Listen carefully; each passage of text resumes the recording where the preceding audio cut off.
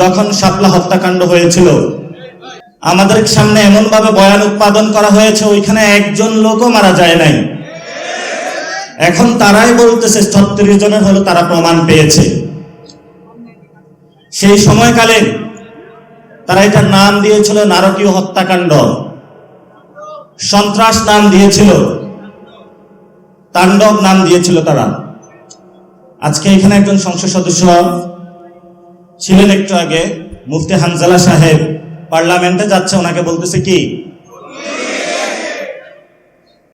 আজকে যিনি এখানে এসেছেন মিডিয়া মন্ত্রী, ইনফরমেশন মিনিস্টার, উনি অনেক ভালো লোক। উনি 90-এর সেখান থেকে আমরা ঢাকা শহরে বিভিন্ন আড্ডা হতো, উনি কিন্তু বড় মাপের একজন ফিলোসফার। আবার তো আমরা বলবো যে মিডিয়া সেক্টরটা আপনার হাতে গিয়েছে, আপনি এটা যদি সুন্দর করে গড়ে তোলেন, আমাদেরকেও একটু অ্যাক্সেস দেন, আমাদেরকেও জঙ্গি না ভাবেন, আমাদেরকেও বাংলাদেশি হিসাবে ভাবেন, সার্বভৌমত্ব ইসলামের অতন্ত্র প্রহরী হিসাবে ভাবেন, একটু সুযোগ দিলে আমরা বাকিটা ইনশাল্লাহ করে নিতে পারবো।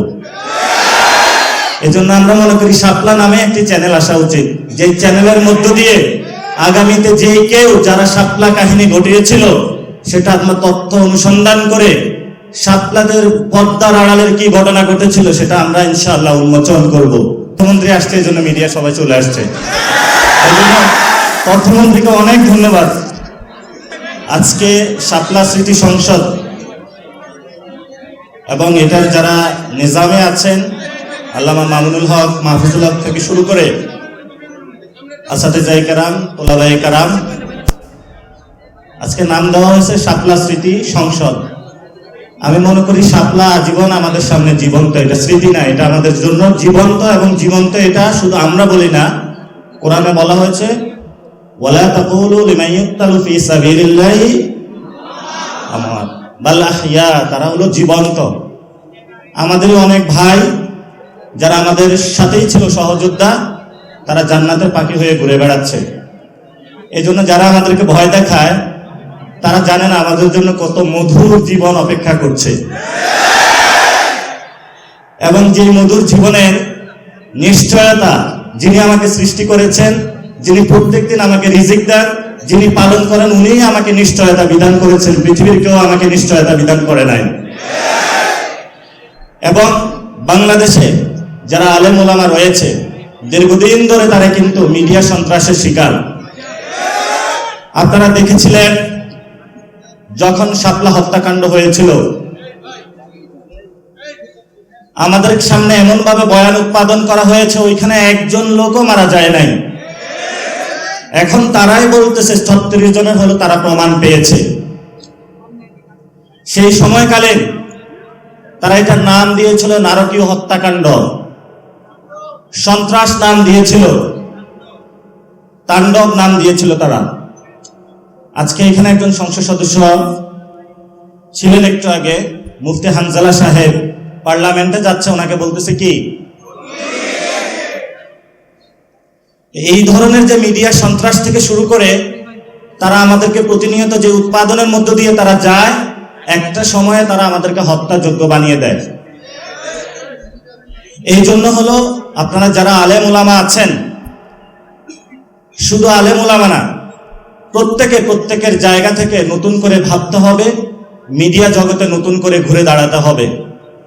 এখন বাংলাদেশে অনেকে বলে যে যা কিছু আমরা বলি এগুলা প্রিন্ট ইলেকট্রনিক মিডিয়া আসবে না, আমাদের কাছে বড় মিডিয়া আছে, এটা জানেন তো কি? এটার কারণে কোনো গোপন থাকে? এটা দিয়ে মোবাইল জার্নালিজম দিয়ে কিন্তু আমরা শেখ হাসিনাকে বাংলাদেশ থেকে বিদায় করেছিলাম।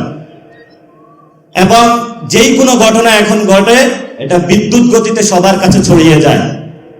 এই জন্য যারা মিডিয়া ভাইরা রয়েছেন, আল্লাহর রাস্তায় আপনাদের কাছে অনুরোধ, আপনারা তো করেন না, আপনাদের যারা মালিক পক্ষ রয়েছে, যারা জীবন আকাম কুকাম সন্ত্রাসী চাঁদাবাজি দুর্নীতি করে টাকা ইনকাম করেছে, এখন তাদের শখ হয়েছে যে বাড়ির সামনে হলো একটা দারোয়ান রাখা, সেই জন্য তারা একটা মিডিয়া এজেন্সি খুলে দেয়।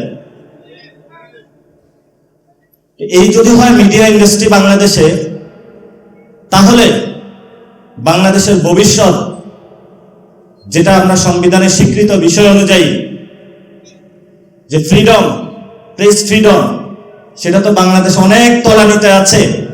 তাহলে সেটা থেকে আমরা কিভাবে মুক্তি পাবো, এটা আমাদেরকে মন্ত্রী মহোদয় দিক নির্দেশনা দিবেন। আজকে যিনি এখানে এসেছেন, মিডিয়া মন্ত্রী, ইনফরমেশন মিনিস্টার, উনি অনেক ভালো লোক। উনি 90-এর সেখান থেকে আমরা ঢাকা শহরে বিভিন্ন আড্ডা হতো, উনি কিন্তু বড় মাপের একজন ফিলোসফার আবার। তো আমরা বলবো যে মিডিয়া সেক্টরটা আপনার হাতে গিয়েছে, আপনি এটা যদি সুন্দর করে গড়ে তোলেন, আমাদেরকেও একটু অ্যাক্সেস দেন, আমাদেরকেও জঙ্গি না ভাবেন, আমাদেরকেও বাংলাদেশি হিসাবে ভাবেন, সার্বভৌমত্ব ইসলামের অতন্ত্র প্রহরী হিসাবে ভাবেন, একটু সুযোগ দিলে আমরা বাকিটা ইনশাল্লাহ করে নিতে পারবো।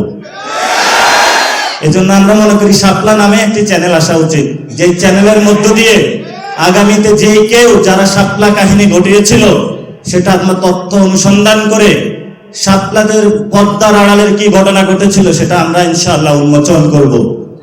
শেষ কথা যেটা বলবো, হেফাজতে ইসলামের সেই শাপলা যারা এসেছিল, মেসাকার চালানো হয়েছিল, দাবিগুলো কি আপনারা ভুলে গিয়েছিলেন? দাবিগুলো আমাদের এখনো বুকে আছে। কোথায় আছে? এই দাবিগুলো আমরা বাংলাদেশে যতদিন থাকবো ততদিন আমরা ইনশাআল্লাহ ইসলাম এবং বাংলাদেশের সার্বভৌমত্বের জন্য অতন্ত্র প্রহরী হিসাবে কাজ করব ইনশাআল্লাহ। আপনারা জানেন আমাদের সীমান্তে গেরুয়া সন্ত্রাস এসেছে, এই জন্য হলো গেরুয়া সন্ত্রাস মোকাবেলায় বাংলাদেশের ফরেন পলিসি থেকে শুরু করে নতুন করে সবকিছু আমাদেরকে সাজাতে হবে। এই গেরুয়া সন্ত্রাসের শিকার মোদি যখন বাংলাদেশে এসেছিল, আপনারা সবাই রাজপথে নেমেছিলেন এবং অনেকে শহীদ হয়েছিলেন, জেলে গিয়েছিলেন, মনে নাই আপনাদের? সেই ভাইয়ের কথা যদি মনে থাকে, রক্তের উপরে দাঁড়িয়ে হলো যদি বাংলাদেশে কোনো গেরুয়া সন্ত্রাসের একটু ছিটেফোঁটা আসার চেষ্টা করা হয়, আমরা রক্ত দিয়ে ইনশাআল্লাহ প্রতিরোধ করব তাদেরকে। আহ্বান রেখে আমি আমার কথা শেষ করছি। দোয়া করবেন, ভালোবাসা থাকবে, আপনাদের মধ্যে জায়গা দিবেন, আপনাদের বাসায় দাওয়াত দিবেন, মাদ্রাসায় দাওয়াত দিবেন, আসবো যাব, আপনাদের সাথে ঘুমানো থাকবো ইনশাআল্লাহ।